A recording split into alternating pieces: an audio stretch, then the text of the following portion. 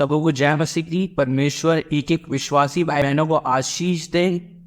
एक एक लोगों को परमेश्वर अपनी महिमा और जलाल के लिए इस्तेमाल करे और परमेश्वर का राज्य उनके द्वारा स्थापित हो और परमेश्वर की ही महिमा युगान युग तक होती रहे। सबों को एक बार फिर से जय मसीह की। आज का जो वचन है परमेश्वर का, मैं आपके बीच में लेकर के आया हूँ, जो कि है कि परमेश्वर के राज्य में कौन प्रवेश करेगा और परमेश्वर के राज्य में कौन प्रवेश नहीं करेगा। इसके बारे में आज हम चर्चा करने वाले हैं खुदा के कलाम से।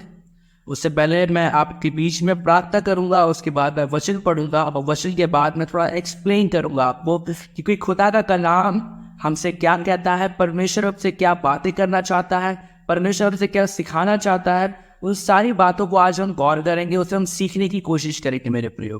Praise the Lord. आइए हम आंखों को बंद करें, प्रार्थना करेंगे।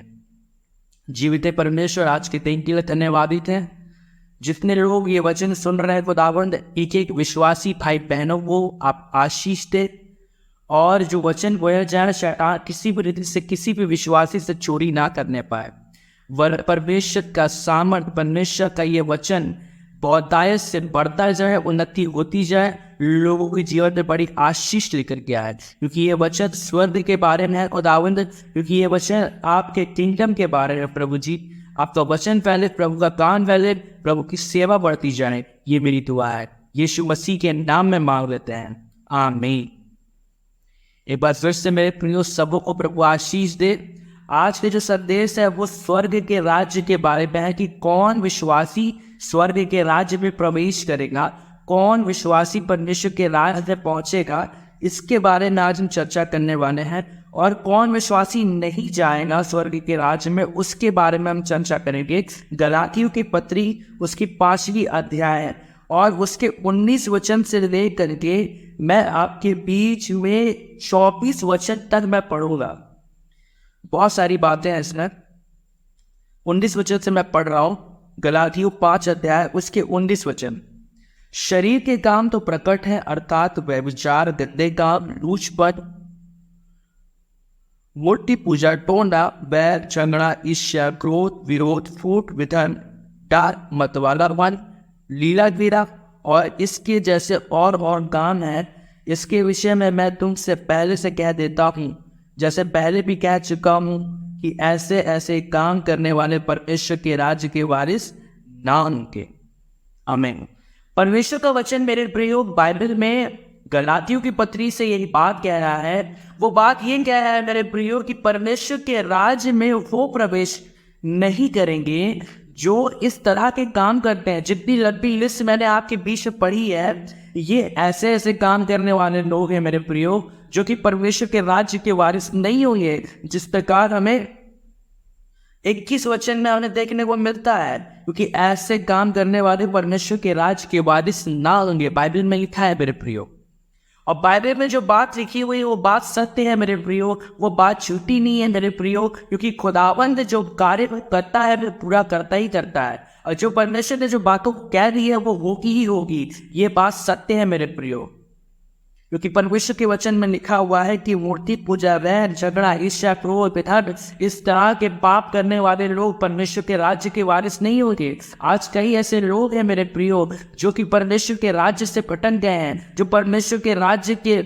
ओर नहीं चल रहे हैं। परमेश्वर की बहुत बड़ी महान आज्ञा में से एक आज्ञा ये भी थी कि पहले तो परमेश्वर के धर्म और उसकी राज्य की खोज करो, बाकी सारी वस्तुएं तुम्हें मिल जाएगी।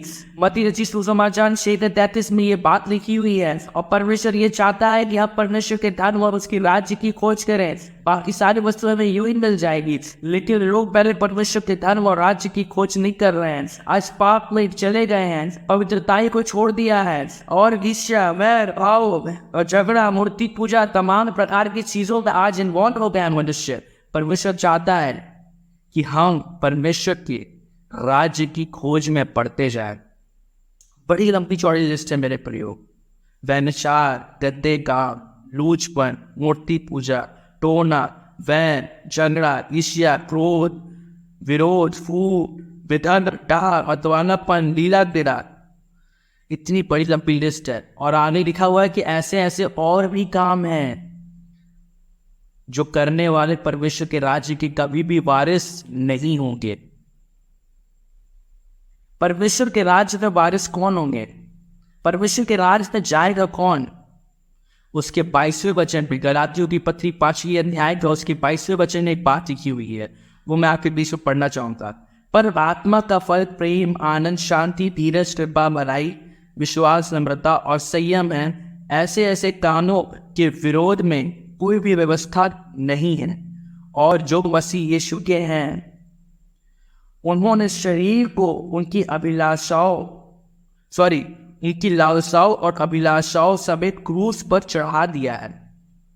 परमेश्वर के वचन में मेरे प्रियो एक बात लिखी हुई है, वो ये कि परमेश्वर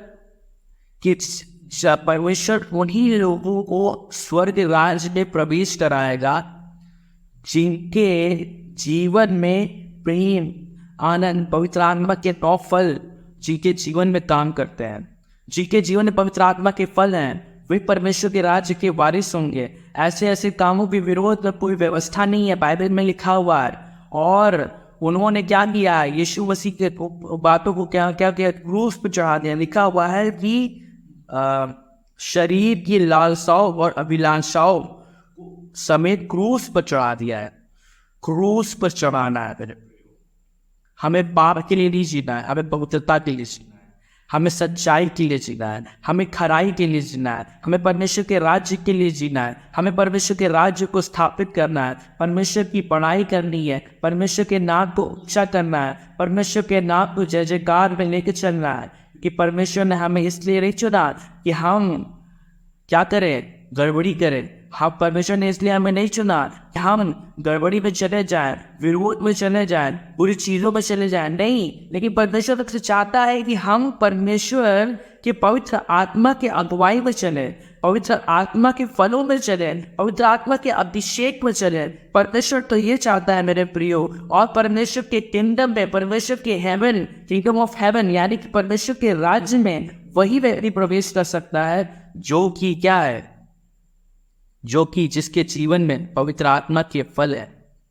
एक विश्वासी के जीवन में पवित्र आत्मा के फल होना बहुत जरूरी है। संसारिक लोग भले ही प्रभु यीशु मसीह को नहीं मानते, वो तो उनका न्याय तो परमेश्वर करेगा ही करेगा, वो तो सच बात है। जो सुसमाचार को नहीं मानता है, जो व्यवस्था को नहीं मानता होता, तो न्याय लिया ही जाएगा। लेकिन जो खुद मसीही होकर के भी परमेश्वर के कलाम के अनुसार नहीं चल रहा है, परमेश्वर तो उनसे भी लेखा लेगा।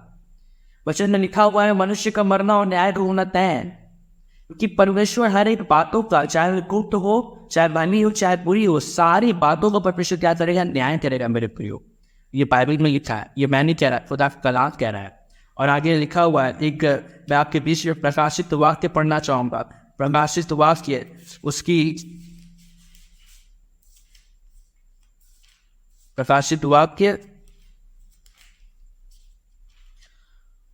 21 अध्याय, प्रकाशित वाक्य उसकी 21 अध्याय का 8 वचन मैं आपके बीच में पढ़ रहा हूँ। परंतु डरपोकों और अविश्वासियों और घिनौनों और हत्यारों और व्यभिचारियों और टोनों और मूर्ति पूजकों और सब झूठों का भार उस झील में मिलेगा जो आग और गंधक से जलती रहती है, या दूसरी मृत्यु है।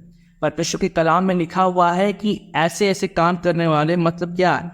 डरपोक, अविश्वासी और जो लोग मूर्ति पूजा के टोना है, ये काम को करने वाले कहाँ जाएंगे? वो आग और गंधक की झील है। यानी कि वो जो ज्वालामुखी देखा है ना आपने, ज्वालामुखी, वो जो उसका लावा निकलता है, उसी तरीके की उस झील है। उसी झील में लोग क्या करेंगे? डूब जाएंगे। उसी झील में लोगों को डाल दिया जाएगा। वो लोग वहाँ पे तड़पते रहेंगे अनंत काल के लिए। हमें उसके लिए अपने आप को नहीं करना है, अपने आप को परमेश्वर के राज्य के लिए तैयार करना है मेरे प्रियो। क्योंकि परमेश्वर से हमें डरते और कांपते हुए परमेश्वर की स्तुति और आराधना में पढ़ना है मेरे प्रियो। हमें स्वर्ग राज्य की खोज करनी है। इस संसार के लिए हमें नहीं जीना है, हमें परमेश्वर के राज्य के लिए जीना है। परमेश्वर के नाम को ऊंचा उठाना है, परमेश्वर के राज्य को ऊंचा उठाना है। क्योंकि परमेश्वर ने हमें इस काम के लिए रखा है ताकि हम परमेश्वर के काम को बढ़ाएं, परमेश्वर की सेवा को बढ़ाएं। आज जब आप मुझे सुन रहे हैं तो परमेश्वर एक एक विश्वासी को यही जानता है कि वो अपने आप को परमेश्वर के राज्य के लिए तैयार करे। ना कि संसारिक चीज़ों के लिए, ना कि संसारिक बातों के लिए। परमेश्वर तो चाहता है कि हम परमेश्वर के राज्य के लिए तैयारी करें। आमीन। इन वचनों के द्वारा पढ़े जाने और सुने जाने के द्वारा एक एक विश्वासी को परमेश्वर खुदा परमेश्वर आशीष दे। सबों को जय मसीह की। आइए अपने आंखों को बंद करें, प्रार्थना करेंगे। जीवित परमेश्वर, आज के वचनों के द्वारा एक एक विश्वासी से आप बातें करें और अपनी सेवा और अपने कार्यों के लिए खुदावंद एक एक विश्वासी को आशीष दें।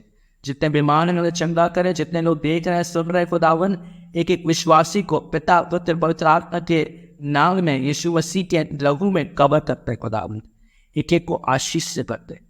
प्रभु जी, वचन शैतान चुराने ना पाए, लेकिन ये अपने राज्य आपके राज्य प्रभु यीशु मसीह आपके राज्य के लिए अपने आप को तैयार करें। पवित्र आत्मा के डॉफलिंग के जीवन में रहने पाए, शरीर के काम और शरीर की बातें, संसारिक चीजें के जीवन से दूर हो जाए, वरन ये परमेश्वर के राज्य के लिए अपने आप को स्थापित करने, परमेश्वर का काम, परमेश्वर की सेवा बढ़ती जाए। ये मेरी दुआ है। धन्यवाद देते हैं आपकी अनुग्रह के लिए, आशीषों के लिए। यीशु मसीह के नाम में मांगते हैं, आमीन।